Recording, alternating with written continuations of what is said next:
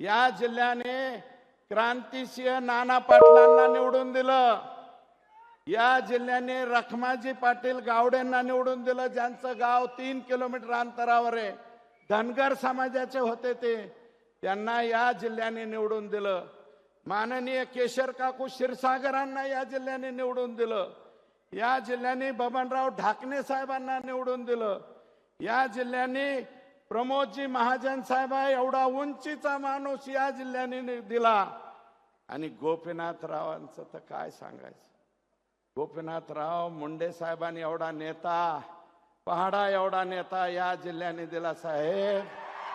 आणि इथं आज जो आपण कार्यक्रम घेतोय ना, ही जमीन चालली होती रक्षा मंत्रालयाकडे। 3 दिवस साहेब माझ्यासाठी तिथं झोपून राहिले। प्रमोदजी मंत्री होते, मी आमदार होतो पहिल्या टर्मचा।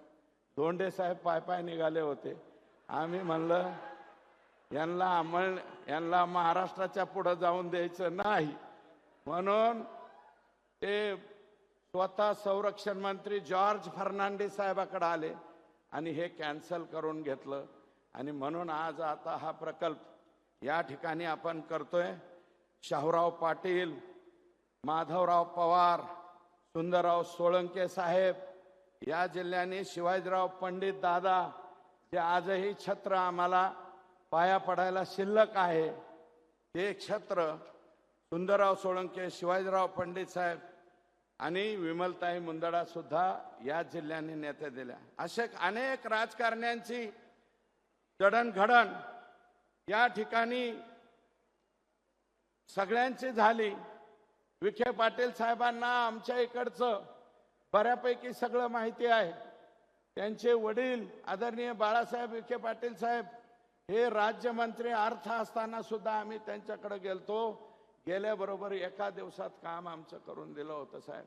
तसं विखे पाटील सुद्धा आमचं काम करतात, गेल्यानंतर झटकन काम करतात। महसूलचं बऱ्यापैकी काम त्यांनी आमचं केलं आणि एक ऐतिहासिक निर्णय घेतलाय, त्याच्यावरती आज बोलत नाही। पुन्हा एकदा तुम्हाला आणि त्यांना आम्ही सत्काराला बोलू, त्यावेळेस बोलू, आज नाही बोलणार। अध्यक्ष, माननीय मुख्यमंत्री महोदय, प्रशासकीय अधिकारी म्हणून राजेश कुमार, जे आज महसूलचे सेक्रेटरी एसीएस आहेत, त्यांनी इथे या जिल्ह्यात काम केलं। आनंद लिमये साहेब 4 वर्षापेक्षा जास्त, 5 वर्ष राहिले। राजेश कुमार सुद्धा 4 वर्ष राहिले। सुनील केंद्रेकर साहेबासारखा माणूस इथं 4 वर्षापेक्षा जास्त राहील। नवल किशोर राम, आज साहेब तुम्ही नवल किशोर रामांना इथून उचलून संभाजीनगरला दिलं, पुण्याला दिलं। मी आता काल परवा गेलतो, CPMO ऑफिसला आहेत ते नवल किशोर राम, यांनी इथं काम केलं।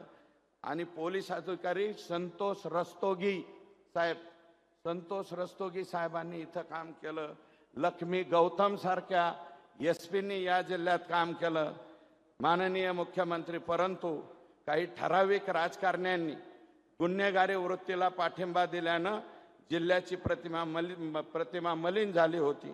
परंतु साहेब, आपण संतोष देशमुखच्या प्रकरणात जी कणखर भूमिका घेतली, मला सगळ्या जणांना विनंती आहे, जी मुख्यमंत्र्यांनी संतोष देशमुखाच्या खून प्रकरणात कणखर भूमिका घेतली, ती जेवढ्यांना आवडली तेवढ्यांनी दोन्ही हात वर करा। आवडली साहेब, सगळ्यांना आवडली ती जी कणखर भूमिका। आणि तुम्ही जे म्हणले ना, मी कुणालाच सोडणार नाही, त्याच्यावरती सगळ्या जनतेचा विश्वास आहे, आमचा सगळ्यांचा विश्वास आहे। आणि माननीय मुख्यमंत्री महोदय, अजून राख, वाळू, भूमाफिया यांना सुद्धा मोका लागला पाहिजे अशी आमची विनंती आहे आणि तुम्ही ते लावाल ही आमची खात्री आहे।